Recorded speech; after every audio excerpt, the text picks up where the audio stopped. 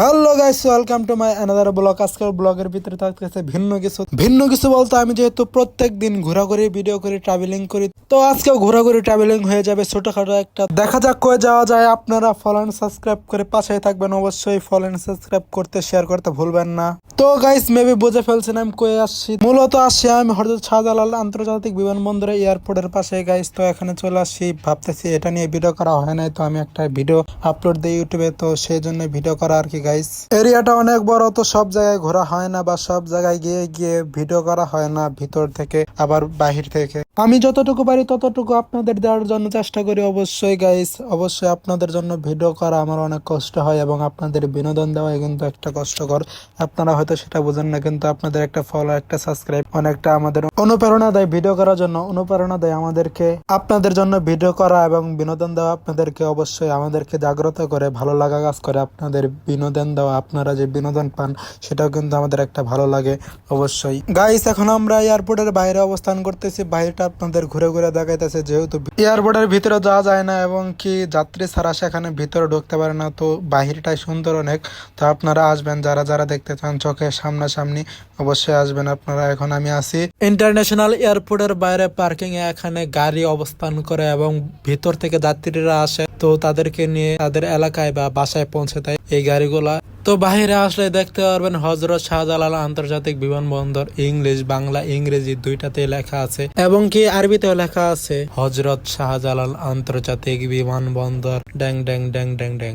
Guys, এখন আমি যেখান দিয়ে ঢুকতে চেষ্টা করব, দেখতেছি বাহির থেকে যে পুলিশ যাইতে দিতেছে না বা আনসার, এই নিচ দিয়ে, এই নিচের গেট দিয়ে বাহির থেকে, দেশের বাহির থেকে বাংলাদেশে মানুষ আসে, তাদের পরিবারকে জড়ায় ধরে আনন্দ প্রকাশ করে, উচ্ছ্বাসিত হয় সবাই। কেউ হাসে সুখের হাসি, কেউ কান্দে দুঃখের কান্দা। কি বলবো গাইস, সবাই তার পরিবারকে রেখে, তার মা বাবাকে রেখে, ভাই বোনদেরকে রেখে চলে যায় স্বপ্নের দেশ, স্বপ্নের কান্ট্রিতে। দেশে ফিরে একটা সুখের হাসি হাসবে এবং সবাইকে নিয়ে আনন্দে উচ্ছ্বাসে থাকবে। সেই জন্য প্রত্যেকটা ছেলে মেয়ে যায় বিদেশে এবং তাদের ফিউচার গড়ার জন্য। বাংলাদেশে সেভাবে ফিউচার গড়ার কোনো ব্যবস্থা নেই। এই হতাশায় পড়ালেখা করে অনেকে, আবার কেউ পড়ালেখা করে না, অল্প বয়সে বিদেশ চলে যায় যাদের আর্থিক সমস্যা থাকে। গাইস, এখন আমি আছি উপরে 2 তলায়, হযরত শাহজালাল আন্তর্জাতিক বিমানবন্দরের 2 তলায়। এখান থেকে মানুষ যায় টিকিট কেটে এবং সবকিছু কাগজপত্র রেডি করে। ভিতরে অনেক কিছু আছে, বাইরের লোক ভিতরে অ্যালাউ না, সেজন্য ভিতর থেকে ভিডিও করা যায় না। ভিতরে বিমান দেখতে পারবেন গেলে এবং অনেক কিছু দেখতে পারবেন। গাড়ি ঘোড়া আছে, পরিষ্কার